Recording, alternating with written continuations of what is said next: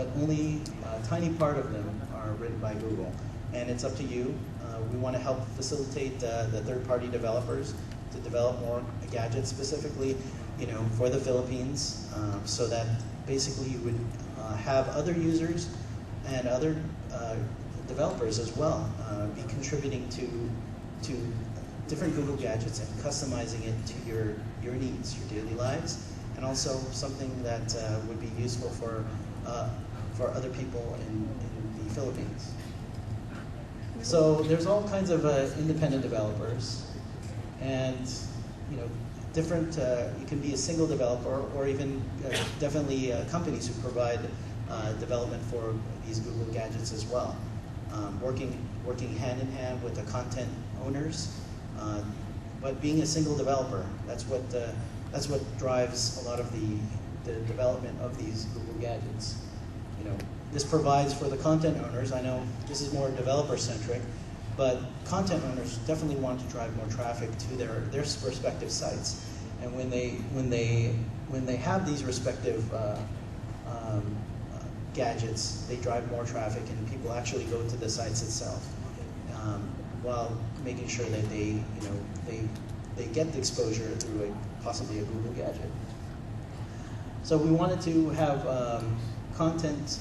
We want to have more exposures for the content owners, but also have it useful for different developers, and building upon. It's like a building block. So you as developers want to build the building blocks for users and provide better content for other people as well. So when we have more traffic, we definitely provide more venues in terms of content, and we definitely have a better, rich, more environment and internet experience. So writing your first Google gadget. If I had an internet connection, I would show you, a Hello World example. That's usually the typical development Hello World example when you're coding, whatever language. So this is a simple example of a Google gadget. It's simply some HTML with an XML wrapper. We've been, as developers, especially with the internet, this is a very simple Hello World that allows you to understand the basics of creating a Google gadget. And pretty much that's it. We have a wrapper surrounding that, and if you actually ran this, it would just say Hello World in an HTML page. It's very simple. Of course, this is just this building block for what you can actually build in terms of getting in other feeds and adding it to your Google page. That's going to sort of the start.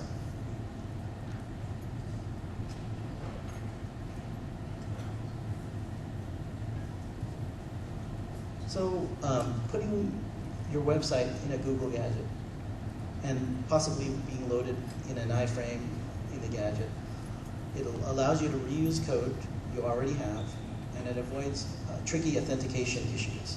So if you see here is that obviously you wanted to see, here is a typical example from IMDb. IMDb is a movie site. I'm sure everybody knows about this, to look up basically some movies, or in this case, some anime as well, and allows you to bring in that content from the external site, and avoids all of those authentication issues and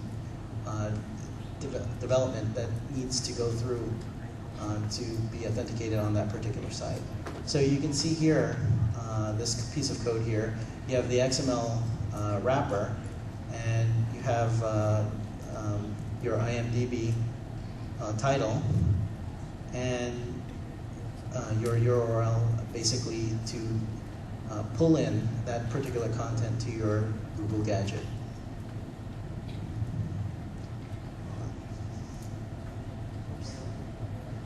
So some of the other examples in that other page allows you to integrate your Google Gadget with Flash. And if you're already a great Flash programmer, this would be another way to do it as well. So if we use Google Gadgets to embed in Flash, this will integrate perfectly with iGoogle and all the supported browsers. So if we look at this example here, again, we have the same XML wrapper, but if we look at here, specifically the IG embed Flash fish, obviously this is the SWF file that generates this Flash program to run within this Google Gadget. So you can always have, this is more of a fun application, but it's something what you can do if you're already a Flash programmer. You can already embed some of these nice little things into your iGoogle page and bring in some other content surrounding it as well. So about building your Google Gadget and user preferences. You can configure a gadget with different user preferences, and the APIs allow you to save and get user preferences. They also allow you to save the state of your gadget, input boxes, check boxes, drop downs, and a list of items. Here was a simple list of things to do as your Google Gadgets. Of course, this is a Korean. This, again, is kind of left over from the previous presentation in Korea. But this simply shows you the different availabilities of drop-down list boxes and list boxes in general. So it provides you, these APIs allow you to do these customization within your gadget.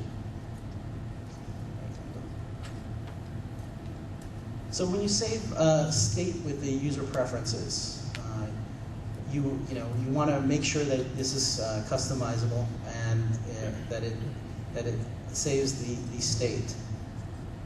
If you look at the bold type here, we have a preference default value. This is my note, and we can save this note.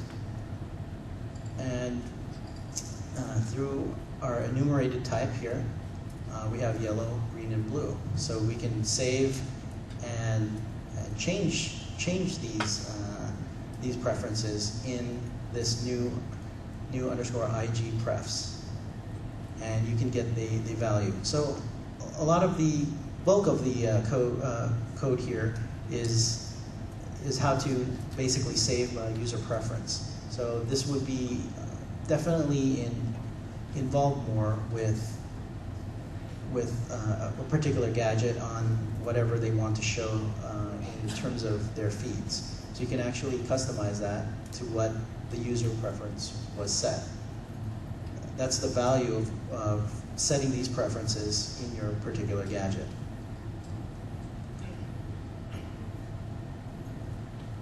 Now, fetching content inside of a gadget.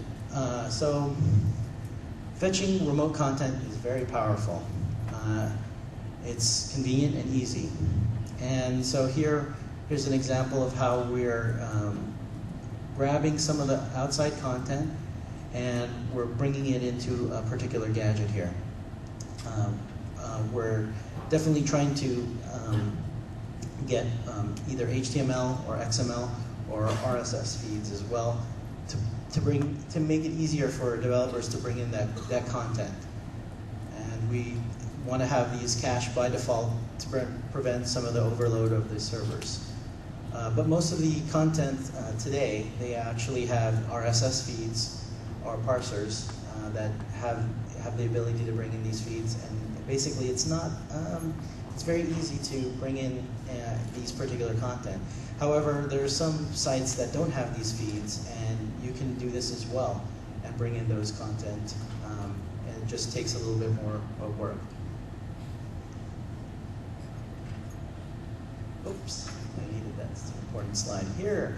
So fetching content inside of a Google Gadget. These are, we briefly went through some of the methods